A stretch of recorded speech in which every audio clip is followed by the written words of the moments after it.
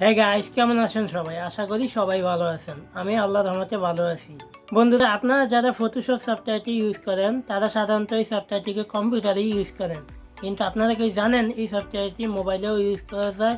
অনেকে মনে করতে পারেন আমি ফ্রি স্টাসের কথা বলছি, কারণ এর আগে অনেক ইউটিউবার আছে যারা দেখাইছে যে ফ্রি স্টাসই হচ্ছে মোবাইলের ফটোশপ, কিন্তু আমি ফ্রি স্টাসের কথা বলছি না। আমি বলছি ফটোপিয়া নামের একটা সফটওয়্যারের কথা, যে সফটওয়্যারটির ইন্টারফেস হুবহু ফটোশপ সফটওয়্যারের মতো এবং এর কাজটাও অনেকটা একই। অনেকে বলে যে ফিএস টাচটি হচ্ছে অ্যান্ড্রয়েডের ফটোশপ। যারা এই কথাটি বলে আমি তাদেরকে একটি কথাই বলতে চাই, আপনারা ফটোপিয়া সফটওয়্যারটিকে একবার ইউজ করে দেখেন, তারপরে বলবেন, আপনারা নিজেরাই বলবেন ফটোপিয়া সফটওয়্যারটি হচ্ছে ফিএস টাচের বাপ। তো আজকের ভিডিওতে আমি আপনাদের দেখাবো কীভাবে ফটোপিয়া সফটওয়্যারটি ডাউনলোড ইনস্টল করবেন এবং এটি ইউজ করবেন। আর হ্যাঁ, আপনারা এই ফটোপিয়া সফটওয়্যারটিকে প্লে স্টোরে পাবেন না। কীভাবে এটি ডাউনলোড করবেন, কোথা থেকে, তাও আজকের ভিডিওতে দেখিয়ে দিব। তাই ভিডিওটি এক সেকেন্ডও স্কিপ না করে পুরো দেখার অনুরোধ রইল। আপনাদের সাথে আসি আমি কাউসার শেখ এবং আপনারা দেখছেন এসটি রাইট ইউটিউব চ্যানেল। তো চলুন চলে যায় আমাদের মূল ভিডিওতে। তবে যাওয়ার আগে একটা শক্ত রিকোয়েস্ট, আপনি যদি আমাদের চ্যানেলের নতুন দর্শক হয়ে থাকেন তাহলে অবশ্যই চ্যানেলটিকে সাবস্ক্রাইব করবেন এবং পাশে থাকা বেল আইকনটি ক্লিক করে দেবেন আমাদের পরবর্তী আপডেটগুলো মিস না করতে চাইলে।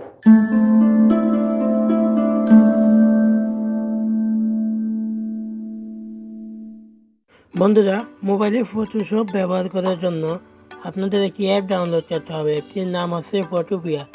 অ্যাপটি ডাউনলোড করার জন্য প্রথমে যে কোনো একটি ব্রাউজার ওপেন করেন। আমি ক্রোম ব্রাউজারটি ওপেন করছি। আপনারা আপনাদের পছন্দ মতো একটি ব্রাউজার ওপেন করুন। তারপর নতুন একটি ট্যাব নেই এবং সার্চ বারে লিখে অ্যাপটির নাম হচ্ছে ফটোপিয়া। FOTOPIA ফটোপিয়া লিখে লেখেন APK ডাউনলোড DAW, দেখেন নিচে দিয়ে সাজেস্ট করবে। তারপরে আপনারা নিচে এখান থেকে একটি সাজেস্টে ক্লিক করে দেবেন। তারপরে দ্বিতীয় যে লিঙ্কটি আছে এপিকে ফিয়ারের, এই লিঙ্কটির উপরে ক্লিক করবেন। ক্লিক করার পরে দেখেন এখানে ডাউনলোড এপিকে নামে একটি অপশন আছে। আপনারা ডাউনলোড এপিকেটি ক্লিক করে দেবেন। ক্লিক করে দেওয়ার পরে একটু লোড নেবে, তারপরে এটা অটোমেটিক ডাউনলোড হওয়া শুরু করে দেবে। তা আমার যেটা আগে থেকে ডাউনলোড করা আছে আমি এটাকে ইনস্টল করে ফেলি। ডাউনলোড করার পর আপনারা ইনস্টল করবেন। ইনস্টল করার পরে অ্যাপটি ওপেন করবেন।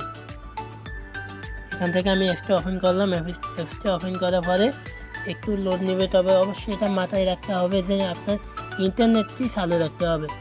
এই অ্যাপটির সবচেয়ে বড় সমস্যাটা হলো অ্যাপটি অফলাইনে চলে না। অন্যান্য যেমন আমরা পিক্সার, স্ন্যাপচ্যাট, লাইটরুম, অটোডেস্ক, ফিয়েস্টাস, এই সবগুলো অ্যাপ যেমন আমরা অফলাইনে চালাতে পারি, এই অ্যাপটি আমরা অফলাইনে চালাতে পারি না।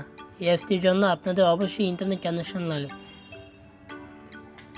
একটু নিচে চলে আসেন। নিচে চলে আসলে দেখবেন একেবারে হুবহু ফটোশপের মতো ইন্টারফেস। তো আপনারা এখানে ছবি ইম্পোর্ট করার জন্য এখানে প্রথমে ফাইলে ক্লিক করুন।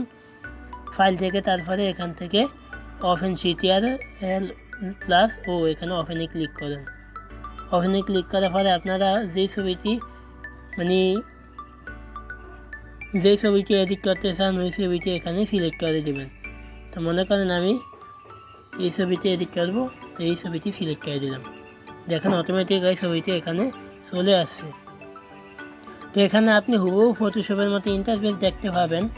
তো আমি আজকে আর পুরো ব্যবহার প্রসেসটি দেখাচ্ছি না। আপনারা যদি কমপ্লিট টিউটোরিয়াল চান ফটোপিয়া সম্পর্কে কমপ্লিট টিউটোরিয়াল চাইলে কমেন্ট বক্সে জানিয়েন, আমি কমপ্লিট টিউটোরিয়াল দেওয়ার ব্যবস্থা করব বা দিব।